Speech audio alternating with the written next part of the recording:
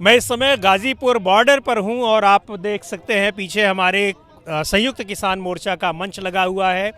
लोग जाने की तैयारी कर चुके हैं, तमाम तंबू उखड़ रहे हैं, कुछ उखड़ चुके हैं। यहाँ हमारे साथ कुछ ख़ास लोग हैं आज बातचीत करने के लिए।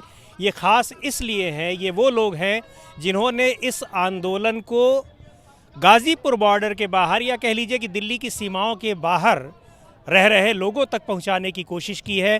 वो पत्रकार हैं जो पिछले 1 साल से यहाँ पर लगभग यहीं की रिपोर्टिंग करते रहे। इस दौरान शायद ही उन्होंने कुछ और रिपोर्टिंग की हो। इन लोगों से हम बात करते हैं कि उनका कैसा अनुभव रहा। मैं परिचय करा दूं, आप हमारे साथ हैं शोएब हैं, IANS में प्रभाकर मिश्रा जी हैं, न्यूज़ 24 में अनिल चौधरी जी हैं, हिंदुस्तान में रवीश रंजन शुक्ला जी हैं, NDTV में, और आप आलोक जी हैं, आप नवोदय टाइम्स में हैं और टाइम्स ऑफ इंडिया में हैं, अविजय साहब। इन सब लोगों से मैं ये जानने की कोशिश करूंगा। पता नहीं सबसे पहले किससे बात करूं, अनिल जी आपसे या प्रभाकर जी। प्रभाकर जी, मुझे लगता है कि जो लोग भी अगर इस आंदोलन को देख रहे होंगे तो ऐसा शायद ही हुआ हो कि इस चेहरे को ना पहचानते हों। बल्कि मैंने तो आज सुबह इनसे फ़ोन करके पूछा कि आप बड़ा भावुक क्षण होगा आपके लिए, तो पहले आप इसी सवाल का जवाब दीजिए। जिन किसानों का आंदोलन था और जो किसान उन्हें जो खुशी मनाते हुए जा रहे हैं कि हमारी मांगें पूरी हो गई, वो भी भावुक हैं। इसलिए कि मैं यहाँ सुबह से बात कर रहा हूँ, सुबह से नहीं, कल मैं रात में भी आया था, उनसे ही मैं बात कर रहा हूँ। अभी मैं किससे पूछ रहा था तो उन्होंने कहा कि हम इतने इमोशनल हैं कि हमें टेंट खोलने में थोड़ा खोलते हैं, थोड़ा रुक जाते हैं, इसलिए कि साल भर हम यहाँ बैठे हैं। और राकेश टिकैत से रात पूछा तो राकेश टिकैत ने कहा कि एक मिली जुली सी फीलिंग है और अब हमें थोड़ा थोड़ा इस बात का एहसास हो रहा है कि जब विस्थापन होता है, जब अधिग्रहण होता है ज़मीन का किसी प्रोजेक्ट के लिए, तो वहाँ के लोगों की कैसी फीलिंग होती होगी। तो जब जो लोग इतने दर्द पीड़ा के साथ आए थे, इतनी बड़ी जीत के बाद जा रहे हैं, उसके बाद भी उनमें मिली जुली फीलिंग हो, तो हमारे जैसे पत्रकार की तो मिली जुली क्या मतलब बहुत एक स्ट्रॉन्ग फीलिंग है। इसलिए कि साल भर से हम इन्हीं लोगों के बीच में हमने रिपोर्टिंग किया। हमने गर्मी, सर्दी, बरसात, होली, दिवाली, ईद, सारे त्यौहार हमने यही मनाया। तो अब लग रहा है इसलिए कि एक सामान्य असाइनमेंट ही नहीं था, ये असाइनमेंट एक अलग तरह का असाइनमेंट था। और मैं ये भी कह सकता हूँ कि हमारे आपके चाहे हमारे जितने मित्र हैं, किसी के जीवन में इतना लंबे समय तक चलने वाला कोई असाइनमेंट शायद ही मिले। बिल्कुल सही बात है। सामान्य तौर पर बहुत सारे जो कवर करने वाले पत्रकार हैं, उनका एक मीटिंग पॉइंट भी ये था। अनिल जी, अक्सर जब यहाँ हम लोग आते थे तो ये एक मीटिंग पॉइंट में एक सेंट्रल पॉइंट हुआ करते थे। कैसा रहा है आपका अनुभव इस आंदोलन को कवर करने का? आपने तो मुझे लगता है कि शायद वो किसान आंदोलन कवर किया था जो वोट क्लब पे हुआ था। मुजफ्फरनगर का है, मेरठ का है। मैं लगातार जो है, चाहे लखनऊ का आंदोलन हो, चौधरी साहब के टाइम से जो है, उन आंदोलनों में, इस आंदोलन में जो है थोड़ा सा अंतर महसूस हुआ। और महसूस इसलिए हुआ क्योंकि वो एक आंदोलन जो है किसी प्रदेश विशेष का, भले ही किसानों की समस्या होती थी, लेकिन कभी पंजाब, हरियाणा या उत्तर प्रदेश जो है एक साथ नहीं जुड़ पाए। ये एक ऐसा आंदोलन था और ऐसी समस्याएं थी, जो 3 बिलों की वापसी का मामला था, चाहे वो MSP का मामला हो, कि वो उसका दायरा जो है वो स्टेट की सीमाओं को तोड़ता हुआ जो है और पूरे देश का आंदोलन बना। और ये इस आंदोलन की खूबसूरती थी कि अहिंसात्मक होने के साथ साथ जो है, और ये अपनी मांगों पर अटल रहा। देखिए, सफलता ना सरकार की है और ना मैं इसे किसानों की मानता हूँ। किसान एक समस्या लेकर आए थे, उसका समाधान जो है किसी हद तक यहाँ हुआ है। किसानों में ये खुशी है और सरकार को भी ये संतोष है कि उन्होंने जो है निर्विवाद रूप से जो है इस समस्या का हल निकाला है। लेकिन देर ज़रूर हुई और उस देर का खामियाजा जो है वो इस आंदोलन में जो इतने 700 से अधिक लोग शहीद हुए हैं, उनके परिवारों को जो भुगतना पड़ा, वो ना भुगतना पड़ता जो है अगर ये पहले जो हो जाता है। लेकिन हाँ, ये बात सही है कि 1 साल से 1 साल 14, आज 15 दिन हो गए। हाँ, शायद इस आंदोलन की सफलता भी यही है कि इतना लंबा चल गया। शोएब, आप भी इधर आ जाइए। रवीश रंजन, आप मुझे बताइए कि पत्रकारों के लिए कितना चुनौतीपूर्ण था ये। हम लोग देखते थे यहाँ की बहुत से पत्रकारों को आने नहीं दिया जाता था, कुछ लोगों को भगा दिया जाता था। उस स्थिति में कवर करना आपको भी? जी देखिए, मुझे तो ख़ास तौर पर बहुत ही प्यार यहाँ से मिला, क्योंकि किसानों के बीच में काफ़ी सारे लोगों से मिलने जुलने का मौका मिला और लोगों ने बड़ा सराहा हम लोगों को शुरू से ही। लेकिन आज जो फीलिंग हो रही है हम लोगों के भी बीच में कि जैसे जब शादी वादी होती है और जब विदाई होता है, तो अभी हम लोग नीचे बैठे हुए थे, प्रभाकर भी थे, तो हमारे लोगों के बीच में यही चर्चा चल रही थी। सारे लोग बड़े इत्मीनान से बैठे हुए थे कि जैसे लड़की को जब विदा किया जाता है और जब घर खाली होने लगता है, तो जो भावुकता, जो खुशी, उस तरीके की फीलिंग जो है वो आज गाज़ीपुर बॉर्डर पर देखने को मिल रही है। और एक बात मैं और बताना चाहूँगा कि हम लोग शुरू से ही इस किसान आंदोलन में थे। जब ये टेंट लग रहा था तब भी हम लोग उसके गवाह थे, और आज ये टेंट उखड़ रहा है तब भी हम लोग गवाह हैं। किसानों के अंदर जिस तरीके का उत्साह शुरू एक साल पहले था जब ये टेंट लगा रहे थे, उसी तरीके का उत्साह, आत्मविश्वास वो आज भी किसानों के अंदर हमें देखने को मिल रहा है। तो 1-1.5 साल के बाद में भी किसानों के चेहरे पर इतना आत्मविश्वास, ये एक बहुत बड़ी बात है। और किसान यहाँ से 2 चीज़ें लेकर जा रहे हैं जो हम लोगों की किसानों से बातचीत हुई। एक तो किसान के चेहरे पर जीत का आत्मविश्वास है, और दूसरा संयुक्त किसान मोर्चे के तौर पर 40 से ज़्यादा किसान जत्थेबंदियों की एकता वो लेकर जा रहे हैं, उसका भरोसा उनके पास साथ में जा रहा है। तो ये एक बहुत बड़ी बात है। भी कह रहे हैं कि 300 साल से जो हम लोगों ने हमारी एकता थी उसको हमने कमाया है। आप सर बताइए कि आपने भी लगातार कवर किया इसको, आपका क्या एक्सपीरियंस है? देखिए, जब खासतौर से और जो असाइनमेंट्स देखिए नवंबर के शुरुआत में जब किसान आंदोलन, जब किसान यहाँ पर जमा होना शुरू हुए थे, तो हम लोग को आया बहुत सारा न्यूज़ आया कि किसान जमा हो रहे हैं। तो हम लोग को लगा this is like any other agitation, ये कुछ दिन चलेगा और ख़त्म हो जाएगा। हम समझते हैं कि किसान को छोड़ करके कोई कॉन्फिडेंट नहीं था कि ये आंदोलन इतना लंबा चलेगा। ओवर द टाइम हम लोग रियलाइज़ किए कि ये दिस इज़ समथिंग बिग, ऐसा कभी इंडिया में हुआ नहीं था। और हम लोग फिर रेगुलरली आना शुरू किए और जो वहाँ माहौल देखे।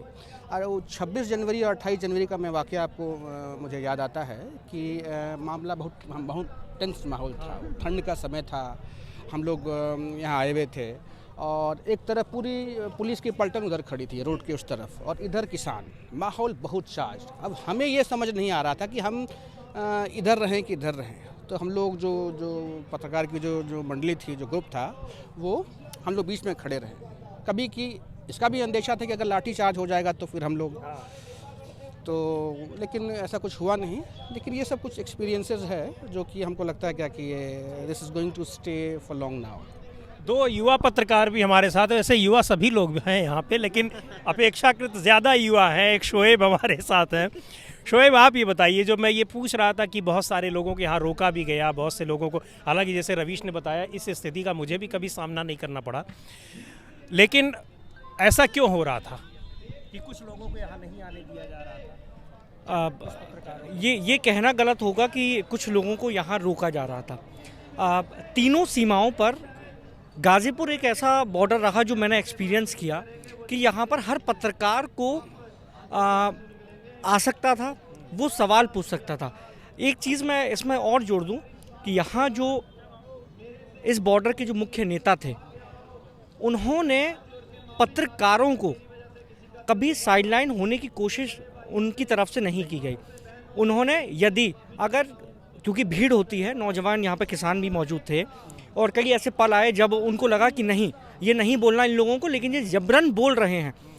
लेकिन उस मुख्य नेता की तरफ से ये हमेशा ये कहा गया कि उनको काम करने दो, वो जो दिखाना चाहते हैं उनको दिखाने दो, आप इनसे कुछ मत कहो।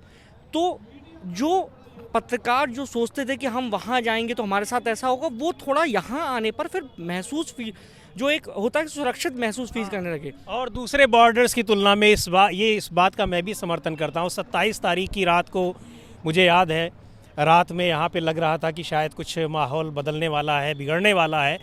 मैं आया और देखा राकेश टिकैत अपने कैंप में, वहाँ ठंड थी, लगातार इंटरव्यू दे रहे थे, और मेरा नंबर लगा है 4:30 बजे के करीब सुबह। तो ये बात तो सही है कि कोई भी उनसे बात करना चाहता था तो उसके लिए ना तो बैनर देखना था उनको, ना ये देखना था कि ये कौन है, चेहरा देखना था। आलोक, आप बताइए कि आपको कभी, मतलब आप क्या फील करते हैं इस रिपोर्टिंग के दौरान? नहीं, मेरा ऐसी चुनौतीपूर्ण रिपोर्टिंग और भी आपने की? देखिए, चुनौतीपूर्ण तो खैर अब मेरा तो पहला एक्सपीरियंस था, तो मेरे को तो सब बढ़िया ही लगता था कि आज कोई नया इवेंट हो रहा है, आज कोई नया इवेंट हो रहा है। लेकिन एक मामले में मेरे को ये आंदोलन जो है, यहाँ के जो आंदोलनकारी उनकी सोच थोड़ी सी अलग लगी। जैसे कल का एक किस्सा था, वहाँ पे एक लंगर लगा हुआ था, आगरा से वो लोग आए थे और कल जाने लगे। तो मैंने उनसे बात की तो उन्होंने बोला कि मैंने कहा कि एक अन्ना का आंदोलन हुआ था जो मैंने देखा बड़ा, उसके बाद आपका आंदोलन हुआ। कह रहे अन्ना को कोई आंदोलन था? कोई आंदोलन नहीं था, वो भूखे रहे, लोकपाल ले गए, नहीं ले गए, हमने खाया खिलाया और कानून पे ले जा रहे हैं। ये सही बात है। यहाँ पे किसानों से बात के बाद कोई ऐसा नहीं होता था जो ये ना कहे, और मतलब कोशिश करते थे कि हम लंगर उनका चख के ज़रूर जाएं। ये भी अपने आप में एक अलग तरीके का एक्सपीरियंस था। ये पहली बार ऐसा हुआ जब मेरठ का आंदोलन हुआ था, तो उस दौरान गांव से जो है खाना बन के आता था और वो शहर में आके बैठता था, चाहे वो खीर हो, चाहे वो पूड़ी हो या रोटी हो, वहाँ जो है चूल्हा साझा किया गया था। लेकिन यहाँ बॉर्डरों की खूबसूरती ये थी कि साझा चूल्हा यहाँ चला, वहाँ चूल्हा साझा किया गया और यहाँ साझा चूल्हा चला, और यही एक बॉन्ड था, चाहे वो किसी भी कम्युनिटी का हो, चाहे किसी भी जाति का हो, धर्म का हो, उसका जो है इस आंदोलन में जो है कभी कोई तिरस्कार नहीं किया गया, उसको आत्मसात किया। और यही इस आंदोलन की खूबसूरती थी कि हर राकेश टिकैत बार बार मन से कहते रहे कि जब तक जो है गुलदस्ते में हर तरीके का फूल नहीं होगा, हर तरीके के झंडे नहीं होंगे, काले नीले पीले, तभी तो हमारी एकता बनेगी जो है। प्रभाकर जी, आप बताइए, टीवी में काम करते हैं, लगातार उसमें अपडेट देना होता है, ऑफिस की तरफ से किस तरीके का दबाव रहा और इसको आंदोलन को भी कवर करने का? कई बार वीकली ऑफ भी मुझे लगता है कि कैंसिल करना पड़ा है आपको। कई बार बावजूद इसके आप हमेशा फ्रेश दिखते थे। कई बार कुछ असाइनमेंट आपके दिल के इतना करीब हो जाता है कि आपको थकान नहीं होती है, और काम करने से थकान नहीं होती है, थकान अलग तरह के दबाव से होती है। तो कभी थकाव महसूस नहीं। मैं कहूँ कि मैं यहाँ पर कल 1 बजे तक था, कल 1 बजे तक कि आखिरी रात है गाजीपुर बॉर्डर की, तो 1 बजे तक मैं यहाँ पर नाइट स्टोरी शूट किया और सवेरे 9 बजे मैं यहाँ पर आ गया। और मुझे लगता है कि कोई और असाइनमेंट होता तो शायद मैं ऑफिस को मना कर देता कि रात भर मैं थका हूँ और मैं नहीं कर सकता। ये एक अलग तरह का आंदोलन था, और जैसा मैंने पहले भी कहा कि एक हम लोगों के, जैसे हम कहते हैं कि ज़िंदगी एक कोई मौका दे दो कि हम अपने बायोडाटा में लिख सकें, तो हमारे पास एक मौका आया कि जिसे हम अपने बायोडाटा में कहेंगे कि 2020 में एक आंदोलन की शुरुआत हुई थी, 2021 तक वो आंदोलन चला था, 1 साल से ज़्यादा चला था, और उस आंदोलन की हम पल पल की घटनाओं के गवाह हैं। और हम खाने पीने की बात भी कर लेते हैं। इस आंदोलन के चलने, सफल होने में इस खाने पीने का भी बड़ा महत्व है। 3 लोगों का बड़ा महत्व है। देश के बेरोजगारों का, पश्चिमी उत्तर प्रदेश के रणुओं का, और सारे बॉर्डर्स पर अच्छे खाने पीने वालों, मतलब लंगर्स का। यहाँ पर जहाँ पर बेरोजगारी नहीं, वहाँ पर किसी को आंदोलन में बैठने का फुर्सत नहीं है। अगर आप बैठ जाएंगे, अगले दिन ऑफिस वाला आपको शो कॉज करेगा, सर्विस रूल का वायलेशन, तमाम तरह की बात। बेरोजगार हैं, खूब आराम से बैठे। अच्छा, दूसरी बात, तो एक तो बेरोजगारी की स्थिति आज देश में जो है, इस आंदोलन के सफल होने में बेरोजगारी की भूमिका है, इसे लिख लीजिए। दूसरी बात कि ये जो इलाका है यहाँ पर पश्चिमी उत्तर प्रदेश के, मैं हल्के फुल्के में क्या, चौधरी जी हैं यहाँ पर बताएंगे, मैं कल किसी से पूछ रहा था तो उन्होंने कहा कि इस आंदोलन में जो रात में रुकने वाले लोग खास करते, जो बुजुर्ग थे, उसमें से प्रत्येक पांचवा आदमी ऐसा था जिसकी शादी नहीं हुई थी या बीवी नहीं थी। तो एक उनकी भी भूमिका। और उसके बाद एक जो बड़ी अच्छी बात थी कि जो इन्होंने कहा साझा रसोई, बाकी बॉर्डर से यहाँ की भूमिका यहाँ अलग, कि अलग अलग लंगर, अलग अलग भंडारे, अलग अलग तरह के खाने पीने की व्यवस्था। तो यहाँ पर जो आया उसे जाने का मन नहीं किया। अगर इसमें कोई ये देख रहा होगा कहेगा कि पत्रकारों का भी वही हाल था, खूब छक के खाए हैं, तो हमने खूब छक के खाया, खूब छक के रिपोर्टिंग की, मन के हिसाब से रिपोर्टिंग की, किसी को अच्छा लगा, किसी को बुरा लगा, और हमने और रवीश ने जो स्टोरी की किसानों को पसंद आया, ये हमारी उपलब्धि है। बहुत अच्छी बात बताई, और यही होता है कि जब लगातार यहाँ मौजूद रहे तो बहुत सारे पॉइंट्स इनके पास होंगे। हालांकि ये स्टोरी अपने चैनल में नहीं कर पाए होंगे, मुझे पूरी उम्मीद है। लेकिन चौधरी साहब, इशू बहुत बड़ा इन्होंने उठाया। बेरोज़गारी का मुद्दा तो हम लोग जानते ही हैं।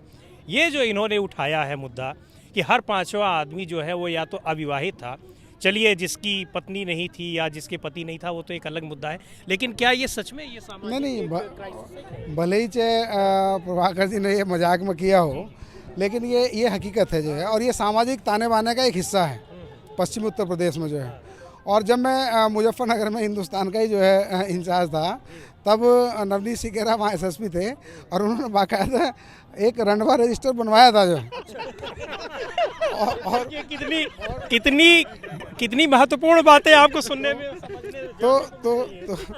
तो ये सामाजिक ताने बाने का एक हिस्सा है। और निश्चित तौर पे जो है जब परिवार में जो कोई इस तरीके का, चाहे वो कोई त्यौहार हो या गंगा स्नान हो, तो सबसे ज़्यादा भीड़ जो है वो इसी तरीके के लोगों की जो वहाँ रहती थी जो है, क्योंकि स्वाभाविक प्रक्रिया है एक। और अच्छा, एक सामाजिक ताने बाने के साथ साथ में जो है, चूँकि जनसंख्या ज़्यादा होती थी या किसी के 5 या 6 पुत्र जो है, ज़मीन कम होती थी, तो निश्चित तौर पर जो शादी का एक क्राइसिस होता था जो है, ये एक सामाजिक एक संकट है। ये बहुत अच्छा, यहाँ से निकल करके मुझे खुलासा शायद किसी चैनल पर नहीं आया होगा। अच्छा, एक इस आंदोलन की और बहुत खास बात थी कि इस आंदोलन के खाने से ना तो आप धर्म का अंदाज़ा लगा सकते थे कि किस धर्म के ज़्यादा हैं, और ना कपड़े से आप किसी के धर्म का अंदाज़ा लगा सकते थे। और दूसरी बात ये थी कि हम लोग जब ये आंदोलन शुरू हुआ था गाज़ीपुर बॉर्डर पर, तो हम लोग सोच रहे पश्चिमी उत्तर प्रदेश के किसान हैं, क्या बात करेंगे भाई, और कि जो कोई क्वेश्चन, हाँ भाई क्या बात है। लेकिन इतना गजब का सेंस ऑफ ह्यूमर बिल्लू ताऊ, हरिंदर ताऊ, जिनके पास 2 बीघे केवल ज़मीन है, लेकिन उनकी लाखों में फॉलोइंग है इस किसान आंदोलन के जरिए। और इस किसान आंदोलन ने सबको कुछ न कुछ दिया, किसानों को दिया, एक सीख दी कि कैसे आप संगठित तौर पर अनुशासित तरीके से आप आंदोलन कर सकते हैं। कई पत्रकार बन गए इस किसान आंदोलन के चलते। इतनी ज़्यादा हिट मिली उनको सोशल मीडिया पर कि एक समय में 100-150 यहाँ पर यूट्यूबर, सोशल मीडिया के लोग मौजूद रहते थे। यानी मेन स्ट्रीम मीडिया अगर उनको निगलेक्ट कर रहा था, तो सोशल मीडिया ने एक बहुत अच्छा प्लेटफॉर्म दिया, और उस प्लेटफॉर्म के ज़रिए उन्होंने खुद का भी एक प्लेटफॉर्म बनाया, और किसानों ने भी सोशल मीडिया का ज़बरदस्त उपयोग किया। ये आप देखिए, हुडा जी हैं किसानों का तो ये कहना ही है कि इस आंदोलन को सबसे ज़्यादा जो लोगों तक पहुंचाने की जिम्मेदारी उठाई वो सोशल मीडिया ने उठाई है जी। और ऐसे जो हुडा जी किसान हैं, अब यहाँ गाज़ीपुर बॉर्डर का जो कूड़े का पहाड़ है, बदबू इतनी यहाँ पर आती है, ये कहने लगे कि जब आप यहाँ से साल भर के बाद जब वापस लौटेंगे तो अपने घर के आसपास थोड़ा बहुत कूड़ा इकट्ठा करना पड़ेगा ताकि नींद आ जाए। सही बात है, नहीं तो उसकी सुगंध लेते लेते वो पहाड़ जो है कूड़े का, यहाँ तक उसकी बदबू आती है। सुगंध कहना तो सुगंध में मजाक में कह रहा हूँ, वो उसको लोग मिस करेंगे। यानी यहाँ की तमाम यादें तो लोग मिस करेंगे ही, हमारे पत्रकार भाई भी मिस करेंगे। हालांकि ज़्यादातर लोग तो दिल्ली एनसीआर में ही रहते हैं, तो मिस करेंगे तो कभी चले आएंगे गाज़ीपुर बॉर्डर, कूड़े का पहाड़ भी देख लेंगे। लेकिन हाँ, आंदोलन के दौरान जो उन्होंने तमाम चीज़ें देखी हैं, महसूस की हैं, लोगों के साथ रिश्ते कायम हुए हैं, उसको तो याद करेंगे ही सभी लोग।